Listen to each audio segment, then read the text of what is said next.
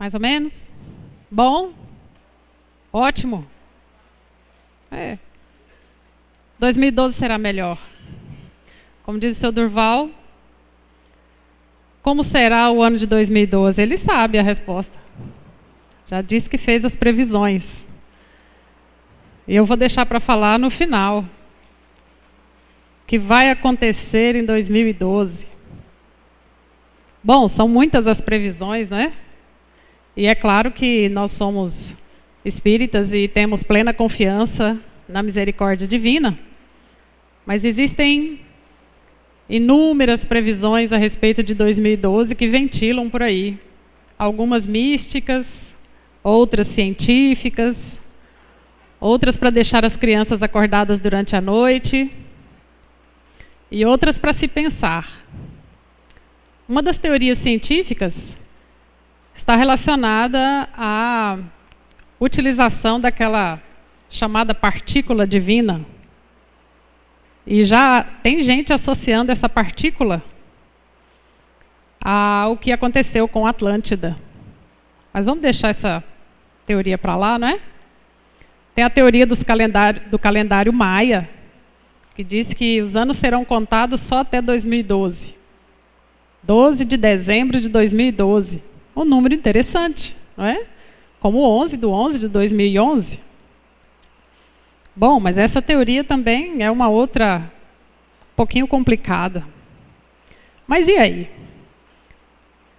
Se nós estamos aqui para fazer uma avaliação de como poderá ser o nosso próximo ano, e considerando que nós fomos abençoadas em 2011, será que nós poderíamos conseguir, através do Evangelho de Jesus, através da doutrina espírita, algumas dicas importantes para nós termos um 2012 assim, melhor ainda, já que nós estamos aí no caminho da evolução? Então eu separei 24 dicas importantes, 24 passos, para que nós possamos renovar as nossas energias e fazer com que tenhamos um ano vindouro de maneira que cada passo nosso seja uma contribuição para a nossa evolução espiritual. Enfim, para o nosso desenvolvimento moral, intelectual. Vamos lá, então? Primeiro passo. Antes de citar esses 24 passos, eu convido os irmãos a fazerem uma reflexão a respeito do que seria a essência, a base, a estrutura para nós desenvolvermos todas essas etapas. A primeira delas é a ordem. Isso, aquela palavrinha mesmo que tem lá na nossa bandeira do Brasil. Onde há ordem, há progresso.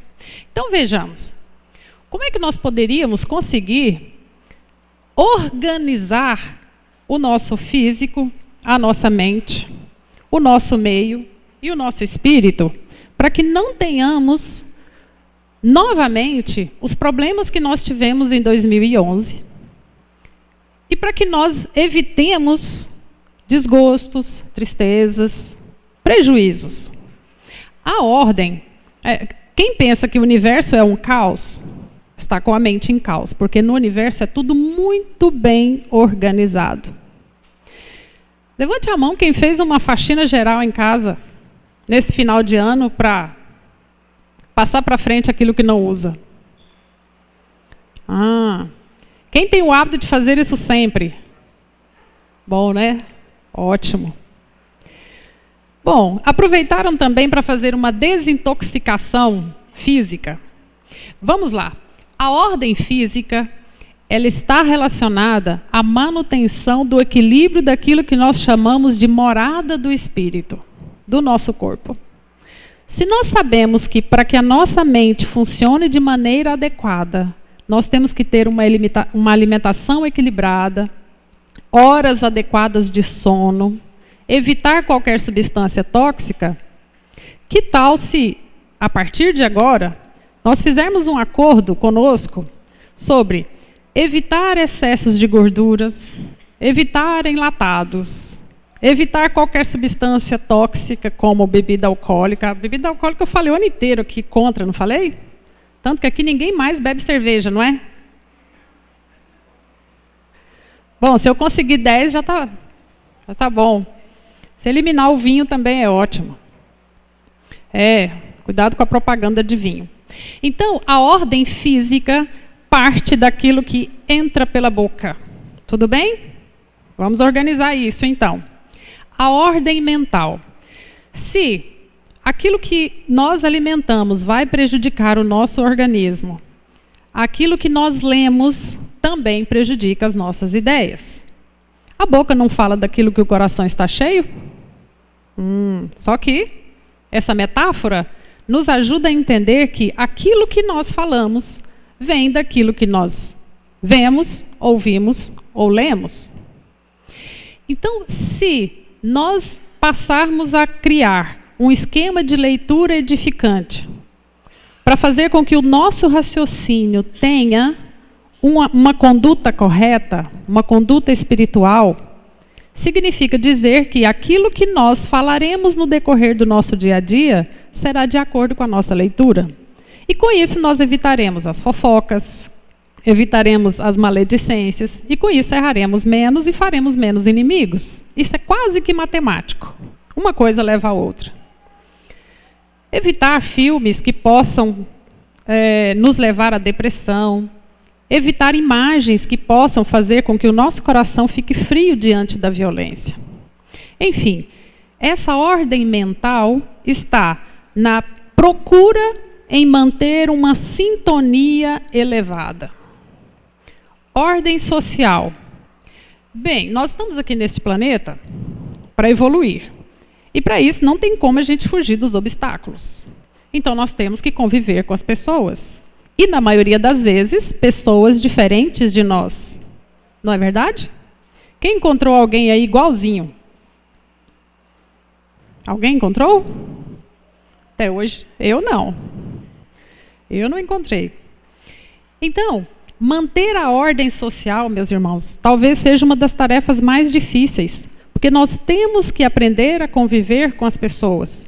Mas esse aprender está justamente na sabedoria de manter a distância adequada. Nem perto demais, nem longe demais. Nem ser frio demais com as pessoas e nem exagerar na intimidade que nós temos, principalmente no ambiente de trabalho. E não é porque nós convivemos com as pessoas dentro da nossa casa, o esposo, o filho, o pai, a mãe, o irmão, que nós podemos falar qualquer coisa. Temos que também manter uma certa formalidade com as pessoas que estão dentro da nossa casa, porque ali é o momento em que as pessoas ficam à vontade. E é nesse à vontade que todos querem ficar. Então, se você passa a ser uma pessoa que fala o que quer, a hora que quer, escuta o que não quer. Então, no ambiente doméstico, que é onde nós vamos para descansar, para repousar, ali precisa ser um ambiente de paz. E a gente sabe que cabe ao pai e à mãe manter essa ordem. Mas os filhos também precisam colaborar. Às vezes são eles que cobram dos pais a manutenção dessa ordem social.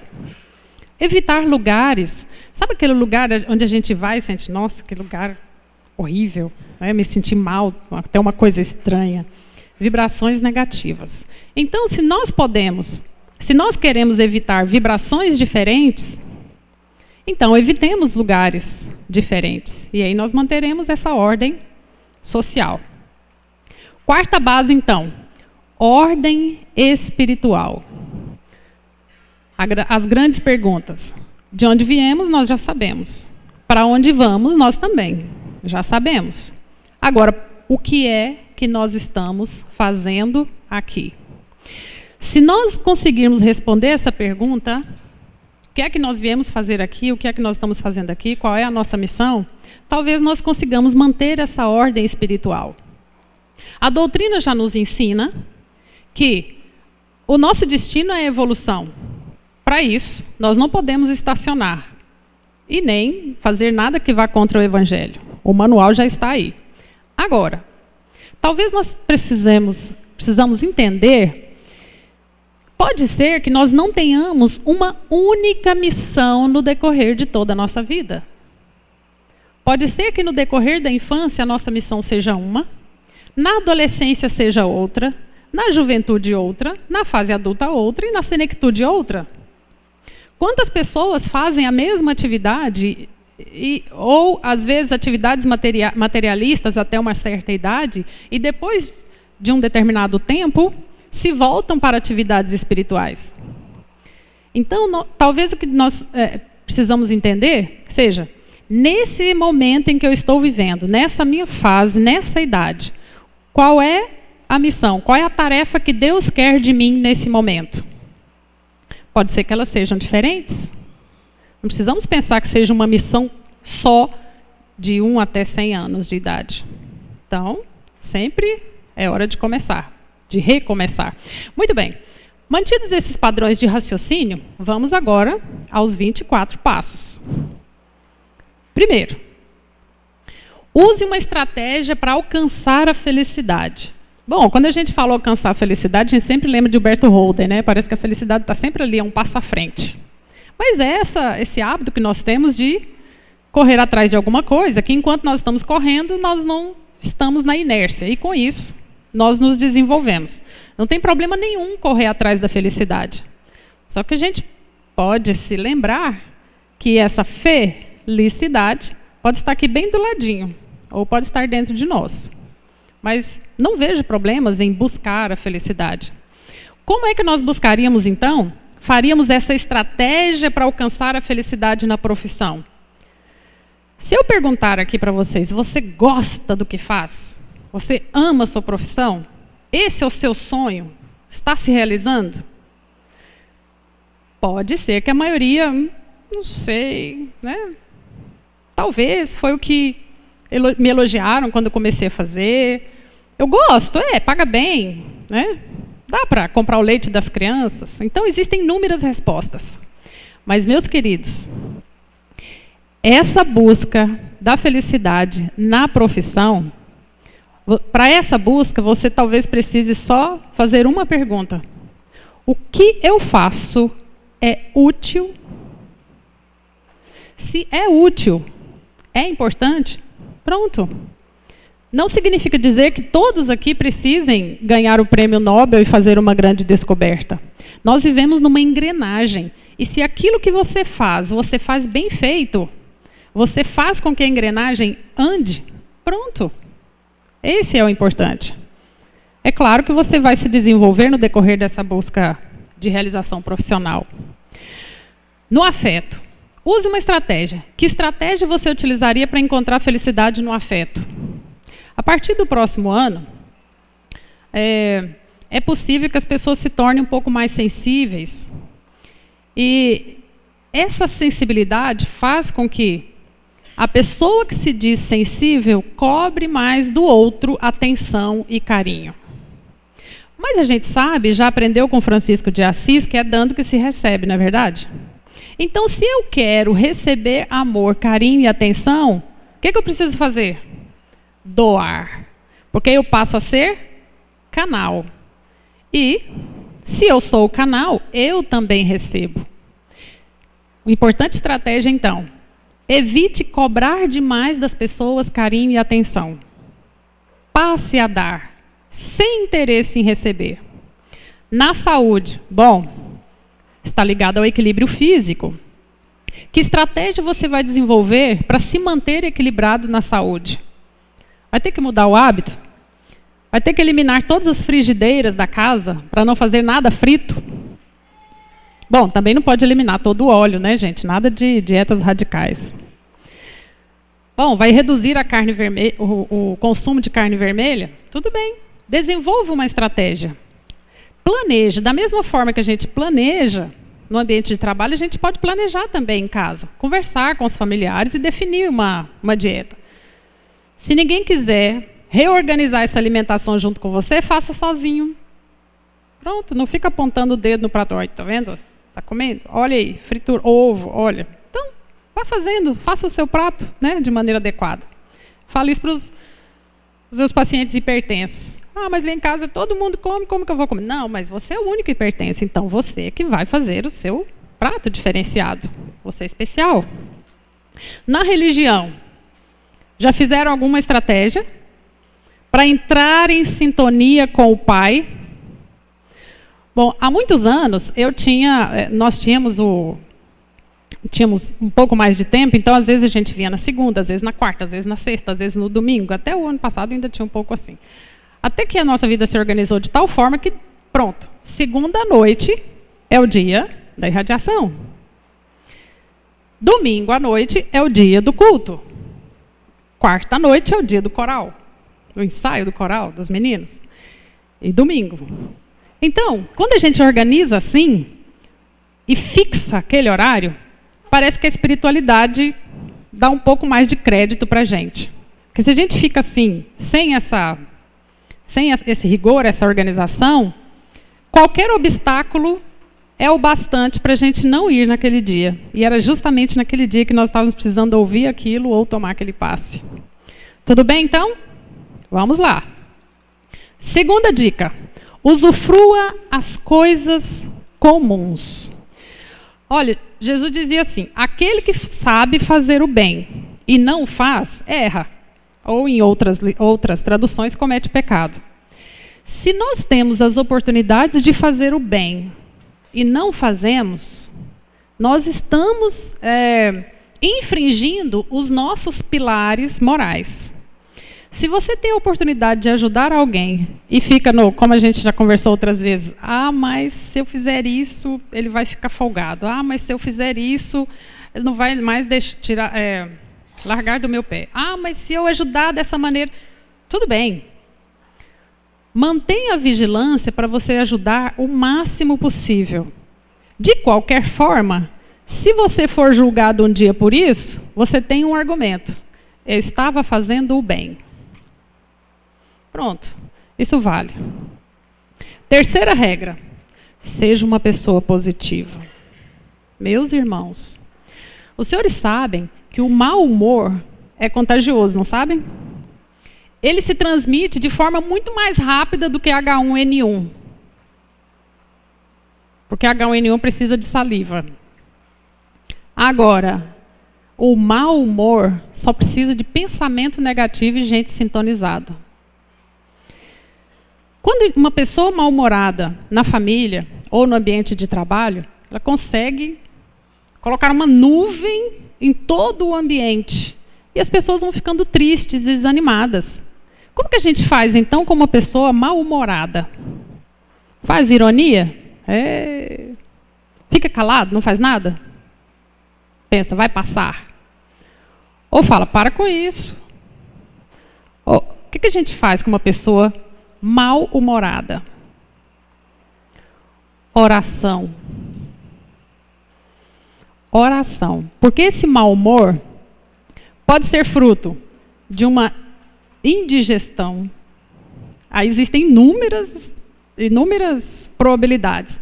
De uma indigestão, às vezes a pessoa faz uso demais de medicamento, o fígado, coitado, já nem funciona mais, então tudo que come já não metaboliza. Pode ser obsessão espiritual? Pode. E acreditem, pode ser resultado de uma simples noite mal dormida.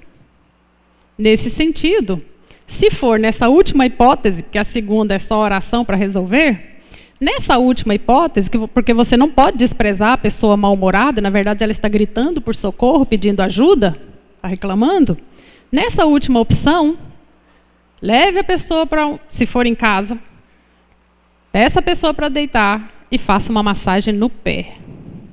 Pode ajudar? Pode. Fique com o rosto longe do pé, se o mau humor for muito grave. Bom, mas normalmente, em uma casa onde se faz o culto, o mau humor é sempre menor do que onde não se faz, porque cria-se uma cúpula de proteção.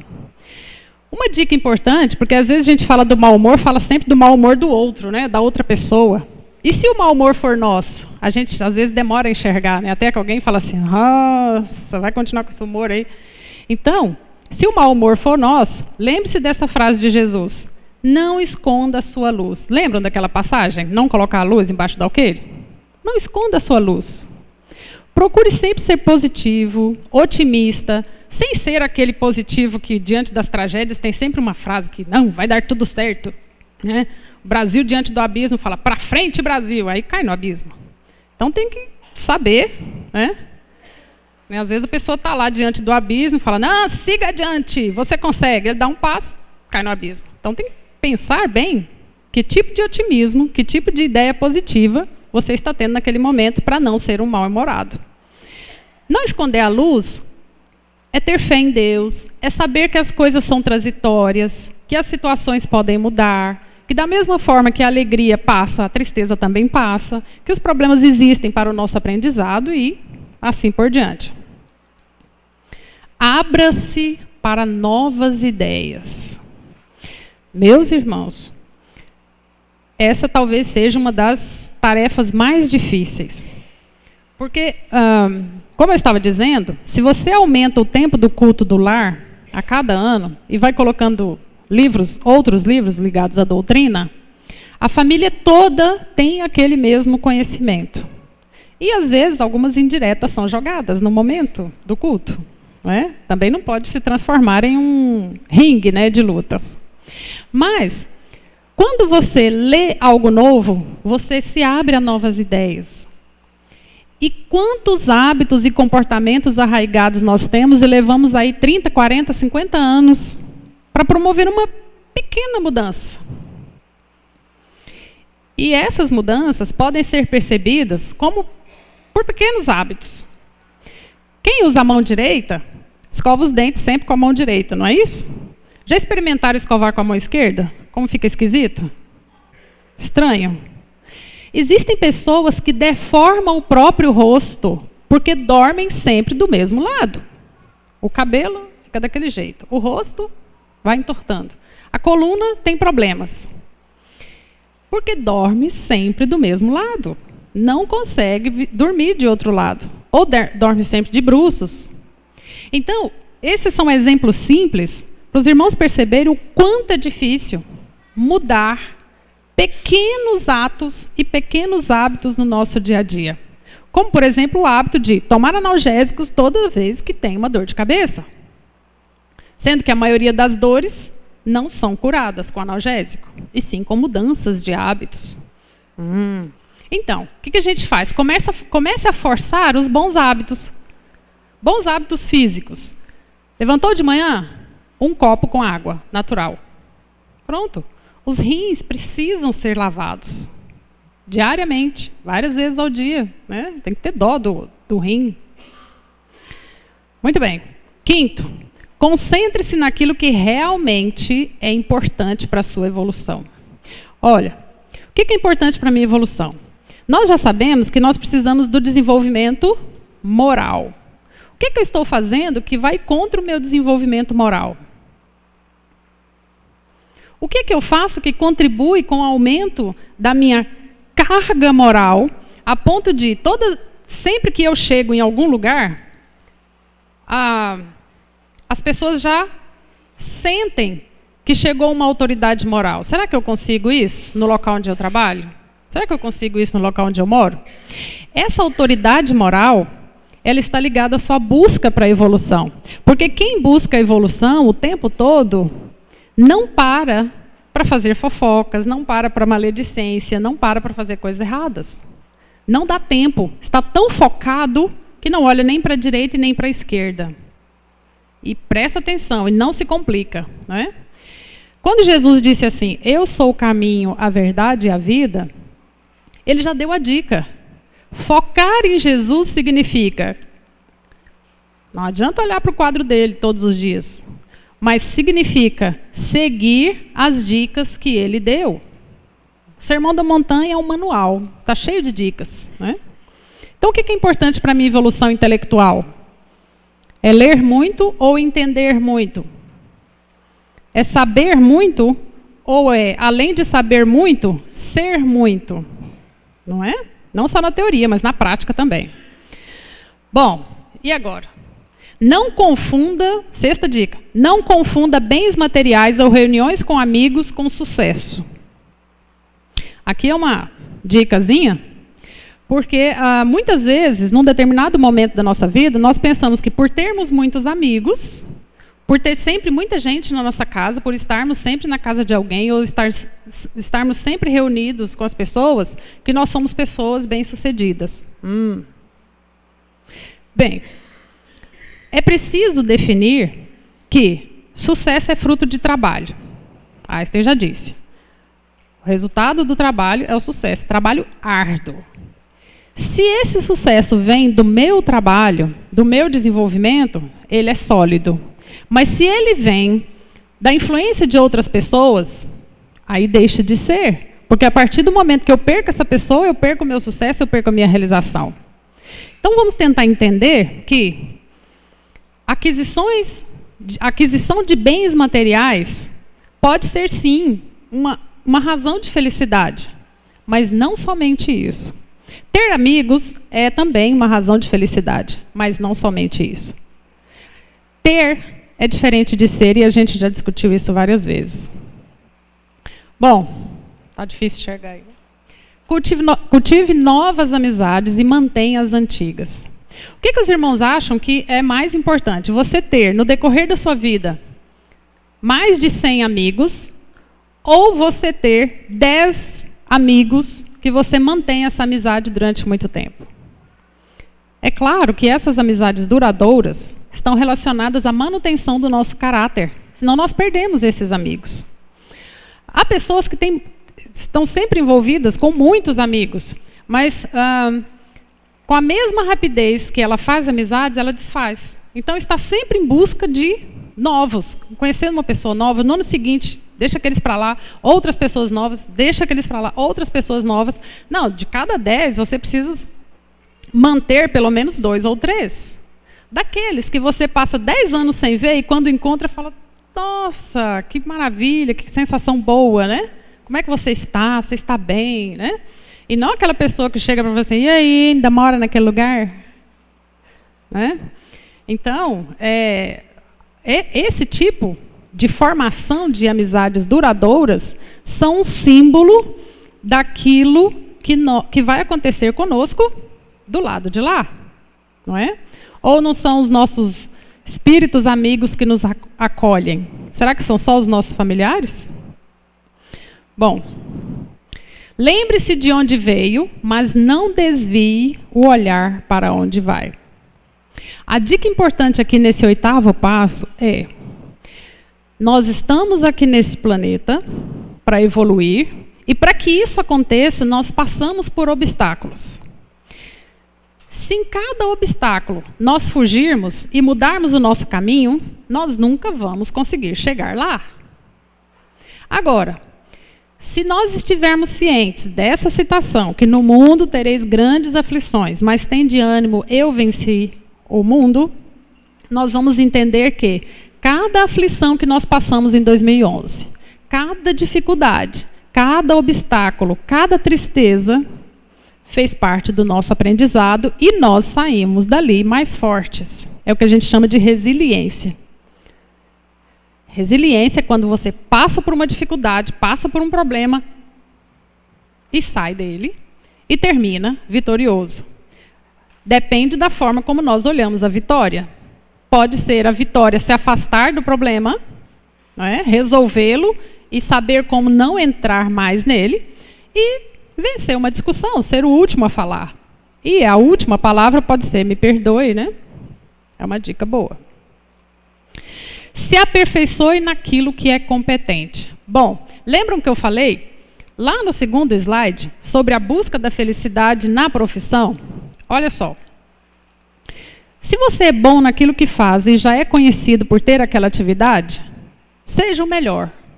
Procure ser o melhor naquela atividade que você faz. Leia a respeito, estude, busque técnicas novas, faça um curso rápido ou um curso demorado sobre aquela sua prática. Porque se você faz assim, se você busca se aperfeiçoar naquilo que faz, você será cada vez mais útil na sociedade em que você vive e com isso você será melhor remunerado. É ou não é? Só para ilustrar essa dica aqui de como ser um pouquinho melhor, a história do abacaxi que transformou o vendedor em um gerente. Quem faz administração aqui, o administrador, já deve conhecer. O dono de uma rede de fast food tinha 2 assessores e precisava definir entre os 2 qual seria o gerente da rede em outro país. Todos sabiam muito bem falar outros idiomas, trabalhavam bem, não faltavam, não atrasavam, mas ele tinha uma certa tendência para um deles. E resolveu fazer um pequeno teste para ter certeza. E aí pediu a um deles que ele trouxesse o preço de um abacaxi. Disse assim, olha, vamos fazer uma confraternização, eu gostaria que você visse o preço do abacaxi.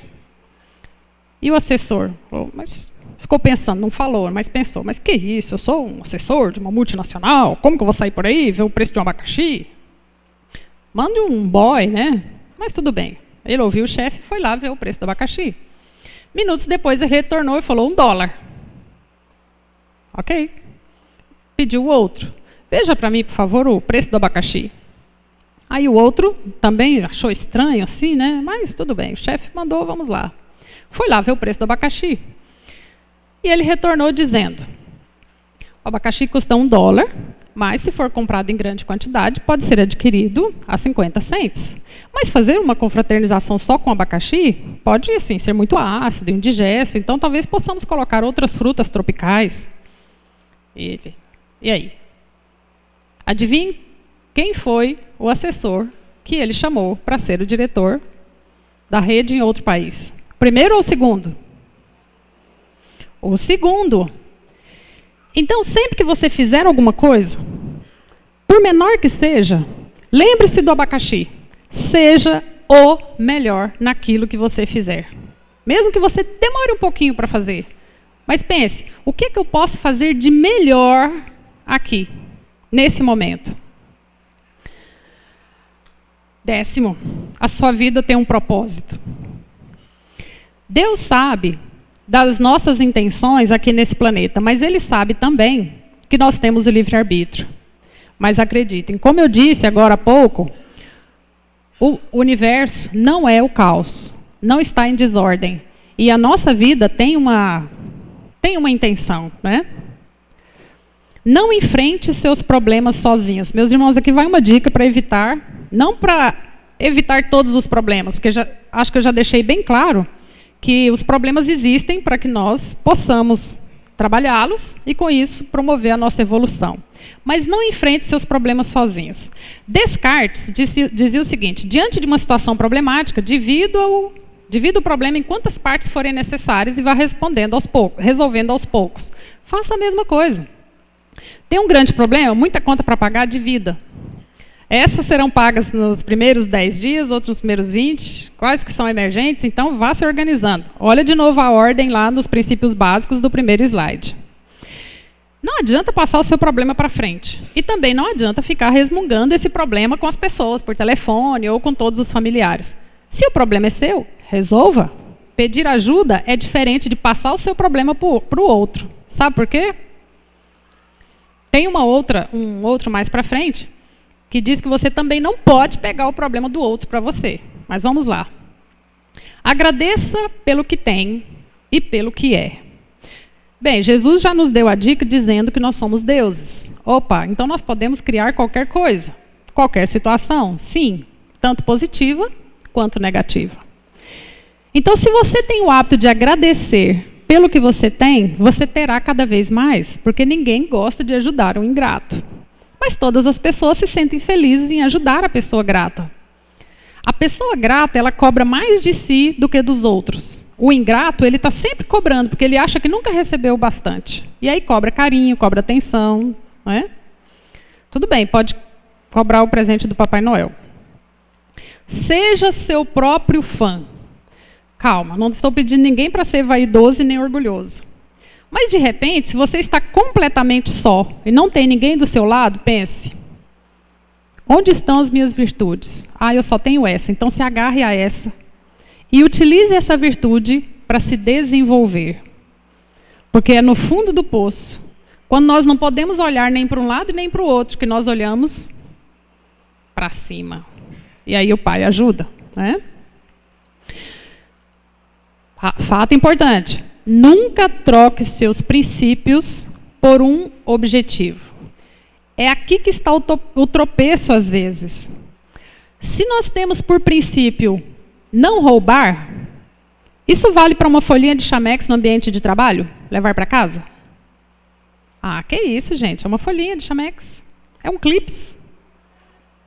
Quem é fiel no pouco, também é fiel no muito. Então, mas o objetivo é nobre, eu vou fazer um trabalho, uma coisa assim. Não. Não mude os seus princípios por causa de um objetivo. Se o princípio é não roubar, não matar, não dizer falso testemunho, mantenha o princípio.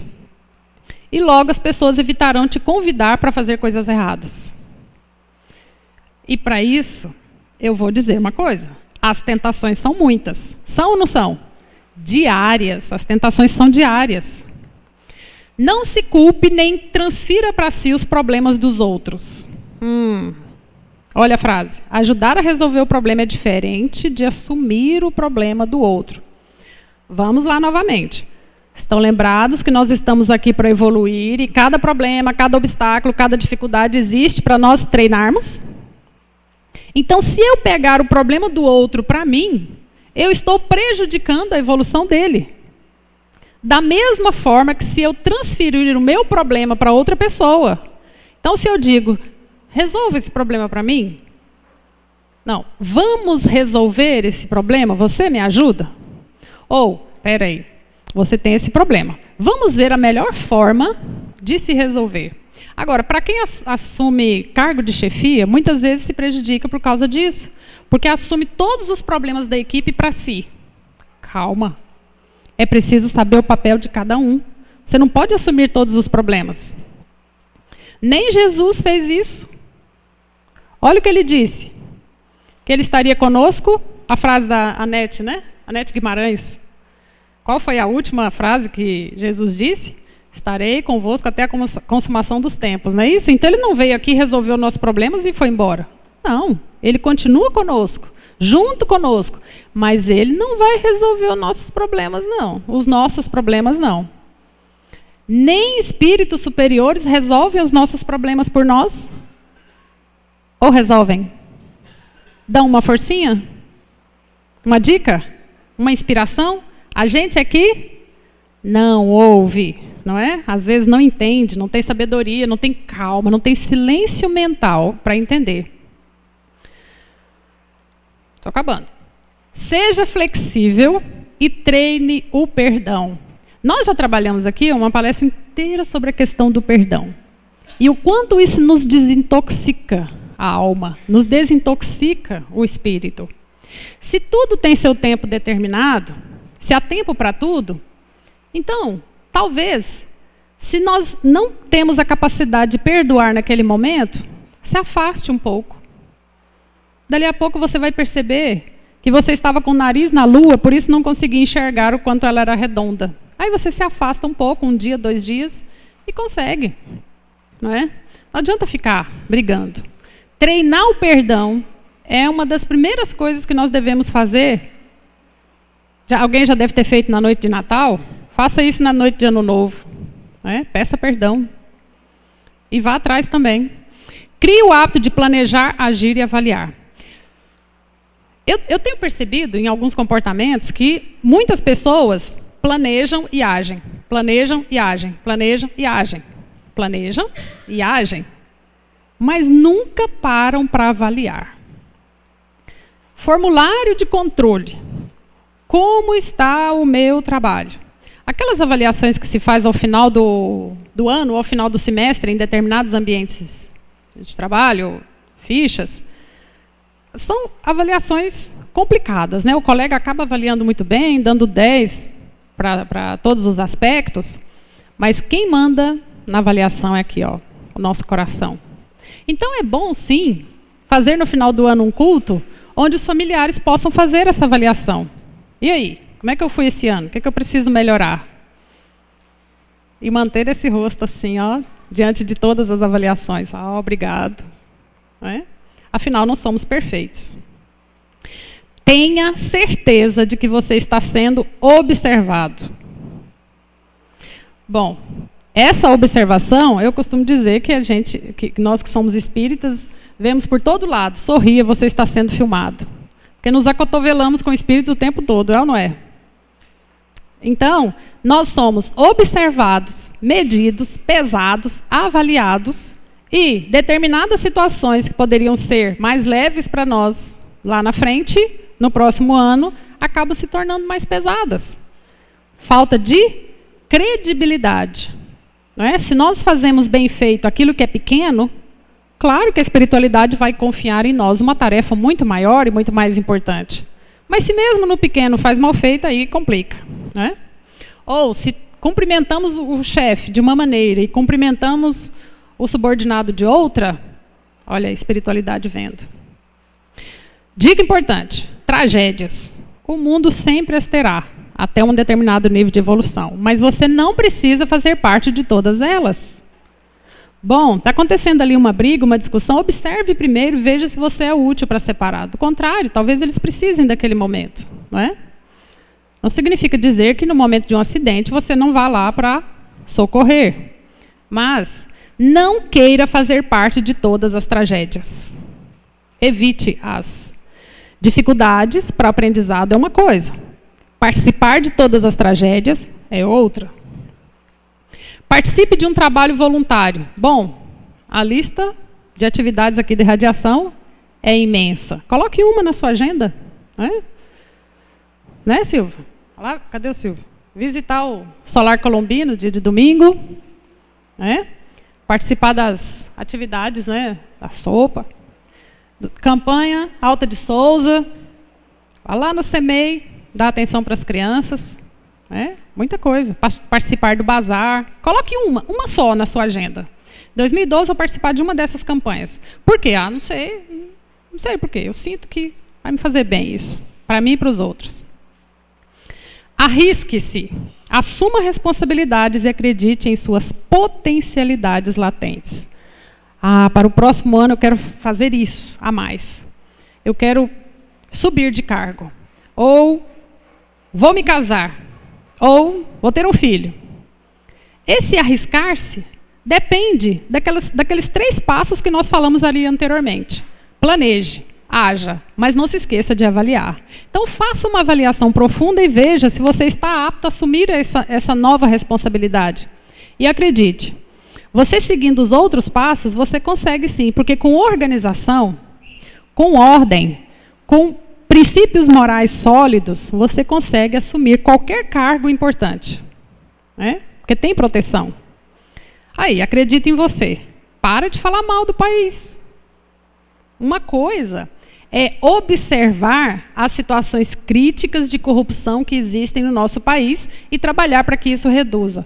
Outra coisa é sempre falar, governo não presta, política não presta. Aí, gente, sai do lugar? Não sai, né? Então, se eu sou contra a corrupção, mas eu favoreço um parente num cargo político, não é a mesma coisa? Bom, nós temos os líderes que merecemos, né? Acredite em você no seu trabalho, nas pessoas, em Deus. Não perca a fé, né, na humanidade. Olha aí, para fechar. Organize-se. Aprenda um pouquinho sobre Feng Shui, ou Feng Shui, como quiserem. Aquela arte milenar que diz como você deve colocar a sua mesa, qual a posição das cadeiras, onde você pode colocar o espelho, as cores ideais, dependendo da sua profissão. Aí seria uma outra, né? Eu só digo que a forma como você organiza a sua bolsa e suas gavetas é a maneira como você organiza as ideias na sua mente. Se na hora que você precisa de uma ideia, fala, peraí, está em algum lugar, peraí. Não é Alzheimer, não, é desorganização mesmo. Procura, está lá em algum lugar. É a maneira, se você coloca as ideias de maneira organizada e organiza também as suas gavetas, bem melhor para encontrar o que você precisa. Às vezes até se encontrar lá dentro. Então vamos fazer o seguinte. Na virada do ano, vamos fazer uma lista de 10 metas que nós vamos cumprir? Assim que passar do dia 31 para o dia 1º, a primeira atitude, é só uma dica, não é nenhum ritual. É uma dica. Pega uma ficha e coloque de 1 a 10. E marque os seus 10 desejos, suas 10 metas. Não seja egoísta, não coloque só para você não, coloca para a família também, uma casa nova para minha mãe, põe lá a lista, né?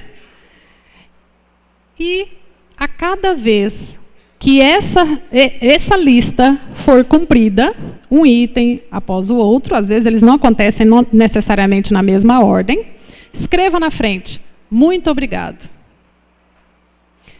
Eu ainda tenho algumas listas lá em casa que têm pedidos de 2008, mas eu ainda tenho fé que eles vão se realizar. São um pouco difíceis, complicados, mas continua lá. Enquanto eu não fecho a lista toda, eu não jogo fora. Mas eu estou preparando um branco lá para fazer isso. Bom, então, seu futuro você constrói. Deus apenas favorece. E diante dessas informações, segue a resposta para a previsão para 2012. O que acontecerá com você em 2012? É isso, Durval? O que vai acontecer em 2012?